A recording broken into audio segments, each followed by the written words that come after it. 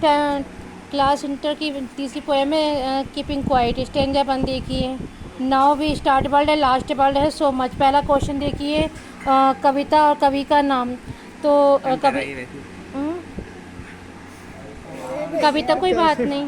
कविता जो है keeping quiet है, बोलना है कोई बात नहीं। कीपिंग जो कविता है कीपिंग क्वाइट है, और कवि जो है उनका नाम है पेब्लो नेरूडा, ये कवि का नाम है। अब देखिए क्वेश्चन 2, हाउ लॉन्ग, कितने लंबे समय तक कवि चाहते हैं रुकना। स्टिल माने शांत या स्थिर रहना चाहते हैं, मतलब एक जगह शांत रहना चाहते हैं कितने लंबे समय तक। तो आंसर देखिए, आपको लर्न नहीं करने, इसके आंसर पैराग्राफ में छाट कर लिखने हैं, समझ के थोड़ा लिखना है। द पोइट अर्ज, कवि अर्ज करते हैं, तर्क करते हैं, कहते हैं, प्रार्थना करते हैं। ईच वन, प्रत्येक एक से, यानी हर एक से प्रार्थना करते हैं हमसे कि हम काउंट करें।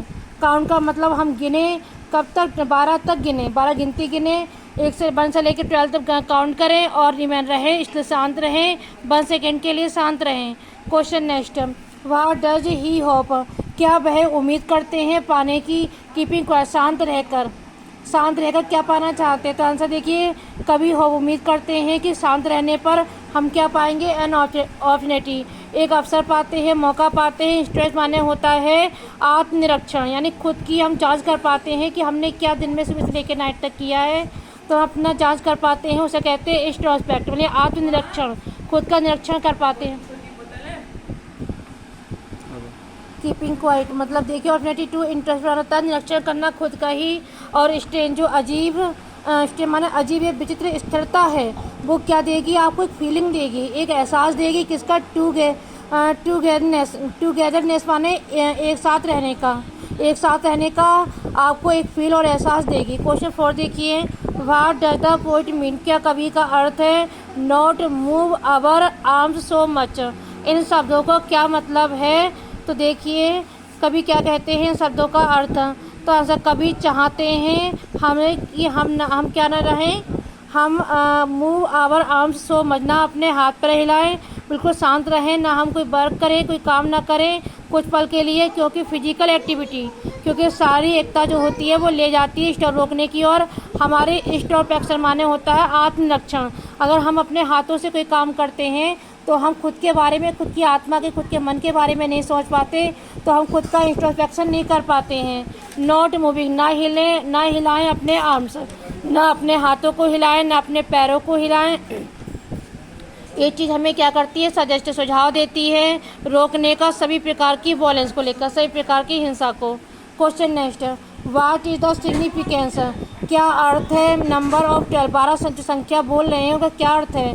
तो देखिए सिग्निफिकेंट जो अर्थ है संख्या 12, वो ये बताती है कि वहाँ 12 घंटे होते हैं, एक घड़ी में 12 घंटे होते हैं, 12 महीने होते हैं एक वर्ष में। और कभी चाहते हैं लोगों से कहना, सॉरी, कभी क्या चाहते, कभी चाहते हैं लोगों को रोकना, स्टील माने स्टील माने रोकना चाहते हैं, स्टील माने इस तरह शांत रोकना चाहते हैं। एज लॉन्ग, जितने लंबे समय तक जितना वो हो सकते हैं, वो जितने तक वो शांत रहें। डिस्क्राइब, वर्णन कीजिए द पन, पन शब्द का वर्णन करना। पन का मतलब है दिरअर्थी, दिरअर्थी यानी आर्म्स के 2 अर्थ बताए गए हैं। तो आर्म्स के वैसे भी 2 अर्थ होते हैं, एक आर्म्स का मतलब भुजा और हाथ होता है, और दूसरा आर्म्स का मतलब होता है शस्त्र या औजार जो युद्ध से संबंधित होता है। देखिए आर्म्स हैज़ 2 मीनिंग, आर्म्स के 2 अर्थ हैं, आर्म्स के 2 अर्थ हैं, 2 मीनिंग है हैंड और वेपन्स। हाथ, एक तो है हाथ यानी भुजाएं, और दूसरा है वेपन, शस्त्र या औजार। सो द पोइट, इसलिए कभी चाहते हैं आसमाने हमसे कि हम स्थिर रहें, जैसे कि नॉट मूविंग, ना हिलाएं अपने हाथ, और ना मतलब लड़ें, और नॉट ना प्रयोग करें, हम शस्त्र का प्रयोग करें। दूसरा paragraph, what would be an exotic, exotic माने बताया गया आकर्षक, मोमेंट माने होता है क्षण या पल। तो आकर्षक क्षण या पल क्या है।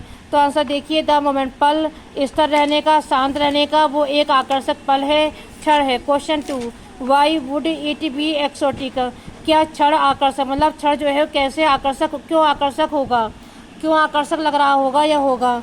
तो आंसर देखिए, द मोमेंट, पल जो आकर्षित होगा, क्योंकि ये एक इनिटेट रखता है, एक गहरी शांति देगा और भाईचारा देगा। ब्रदरहुड माने भाईचारा होता है, अपनापन। इन द स्टे, वही एक अजीब पल है, विचित्र पल है कि वहाँ क्या होगा, शांत होगा, शांति होगी, ऑल अराउंड चारों ओर शांति ही होगी। नेक्स्ट, व्हाट वुड क्या होगा, रिजल्ट क्या परिणाम होगा एक साथ रहने का, सबके साथ एक साथ रहने का क्या मतलब क्या रिजल्ट होगा, क्या परिणाम होगा।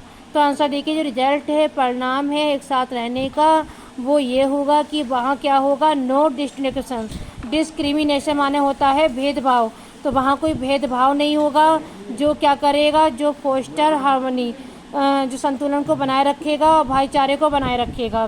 एक्सपीरियंस सडन स्टेननेस, अचानक एक विचित्रपन होना। फिलहाल तो इस लाइन का, इस वर्ड का मतलब बताना है, एक्सप्लेन कीजिए, समझाइए या बताइए, वर्णन कीजिए। तो सडन जो स्टेननेस वर्ड है उसका मतलब है कि यहाँ कुछ अनयूजुअल है, कुछ अनावश्यक है, कुछ विचित्र है। जैसे कि वहाँ टोटल पूरी तरह शांति है और एक पल है एक साथ रहने का। स्टेंजा 3 देखिए, दो जो स्टार्ट वर्ड है, लास्ट वर्ड है नथिंग। पहला क्वेश्चन, नेम द डिफरेंट, विभिन्न प्रकार का युद्ध के नाम बताइए जो व्याख्या की गई है ऊपर की लाइनों में, और क्या कवि का मतलब है ग्रीन बार्स से।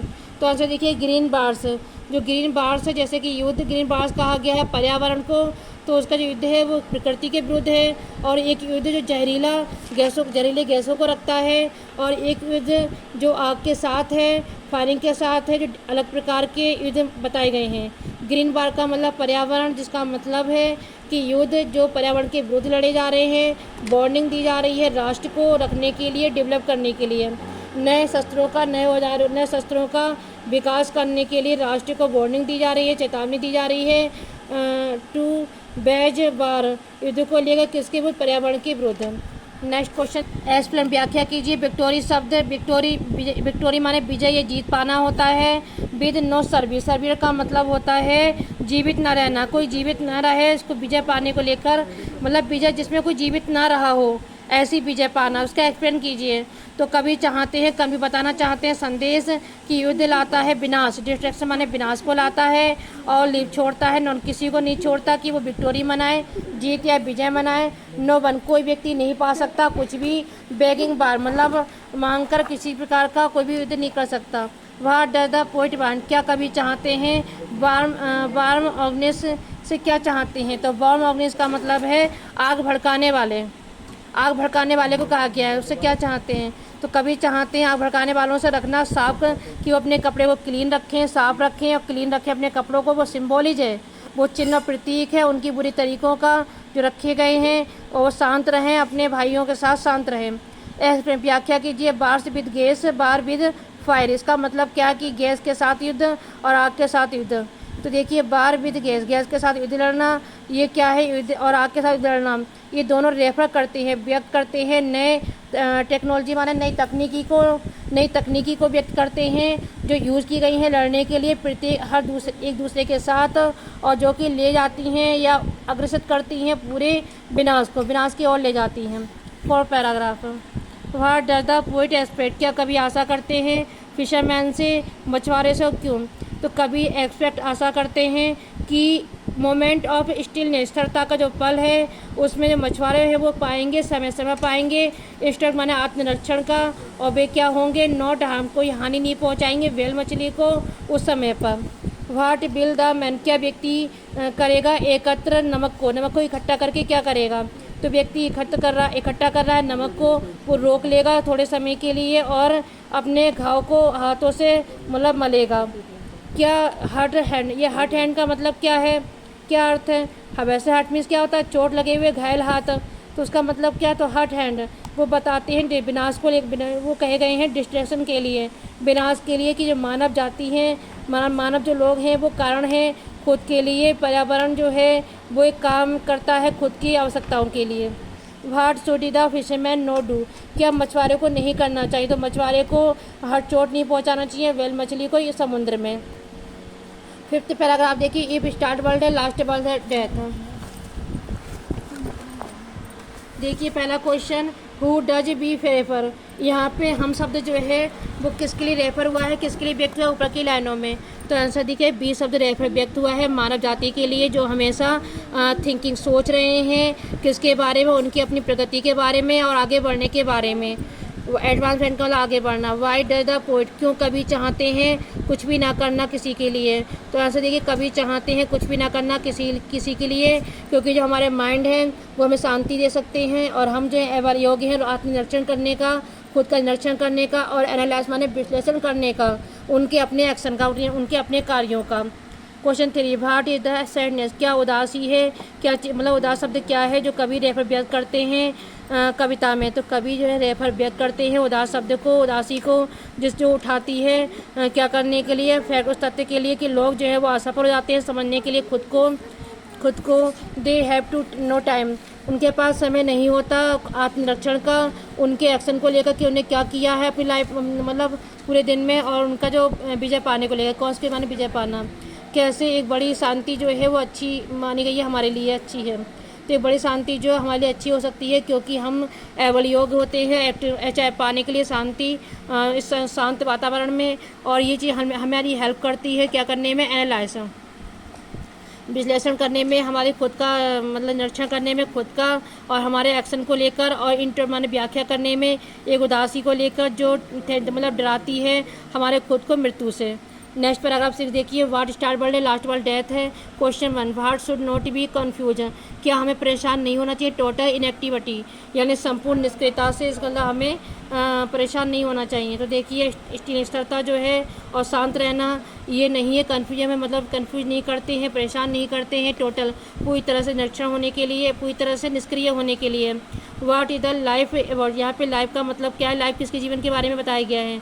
तो लाइफ किसके बारे में है, लिविंग जो जीवित लोग हैं उनके बारे में फुलिश पूरी तरह से। और ये क्या है, कोई इसका अर्थ नहीं है वेस्ट करना कि हम मतलब वेस्ट करें, बर्बाद करें इसे क्या करके मतलब बैठकर आलसियों की तरह, सुस्त या आलसी की तरह बैठकर। Next, why does the poet से, क्यों कवि कहते हैं कि मैं चाहता हूँ ट्रक करना विद डेथ, मृत्यु के साथ कोई संबंध या लेन देन करना नहीं चाहता हूँ, ऐसा क्यों कहते हैं। तो कभी क्लेरिफाई में स्पष्ट करते हैं कि वह चाहते हैं नो एसोसिएशन, कोई जुड़ना नहीं चाहते किसी चीज़ से मृत्यु से। वह एडवोकेटिंग कर रहे हैं, एडवोकेटिंग माने समर्थन कर रहे हैं स्थिर रहने का, शांत रहने का, किससे, इंट्रोस्पेक्ट माने खुद के निरीक्षण से और पूरी तरह से निष्क्रियता से मृत्यु को लेकर। क्या कभी नहीं चाहते खुद को करना, तो कवि जो हैं वो नहीं चाहते हैं खुद से कि वो कंफ्यूज करें, परेशान रहें, समर्थन करें पूरी तरह से निष्क्रियता को। लास्ट स्टेंजा है 7, देखिए स्टार्ट वर्ड है परहैप्स और लास्ट वर्ड है go. Question 1, what does the earth teach us, धरती हमें क्या सिखाती है। तो धरती जो है वो हमें सिखाती है कि हमें जीवन जो रखना है किसके अंडर में, प्रेजेंट माने प्रकट करने के लिए शांति, कि हम शांति को प्रकट करें, शांति को उपस्थित करें तो अपना लाइफ को जिएं। और ये क्या है, ये इसका मतलब है कि हम स्थिर रहें, जीवित रहकर यदि हम दिखते हैं, स्थिर दिखते हैं और शांत दिखते हैं तो अपने जीवन को शांत और स्थिर रख सकते हैं। देखिए what does the poet mean, क्या कवि का मतलब है पाने का गिनना, 12 गिनना। तो कवि पाना चाहते हैं शांति गिनकर 12 तक, और ही बांधवो चाहते हैं आत्मनिरीक्षण, खुद का निरीक्षण करना चाहते हैं एक पल शांति का लेकर। क्या अर्थ है कीपिंग क्वाइट का, तो कीपिंग क्वाइट जो है वो कोई अर्थ नहीं रखता, कीपिंग शांत रहना है उसका मतलब, और इसका मतलब है कि हमें बचना चाहिए सभी ऐसी क्रियाओं से जो कि हट करें, चोट पहुंचाएं और प्रकृति के लिए बदले में जो हमें हानि करती है, नुकसान देती हैं, हमें जो वहाँ नुकसान करती है। व्हाट इज ऑलवेज, क्या हमेशा जीवित रहना होता है, क्या है हमेशा अलाइव, जीवित होना क्या है, जब हर वस्तु का अंत हो जाता है तो जीवित रहना क्या है। तो केवल धरती जो है वो जीवित रहेगी जब हर वस्तु का मतलब दिखेगी इन डेड, हर वस्तु खत्म हो जाएगी लेकिन धरती हमेशा जीवित रहेगी। Finish the poem.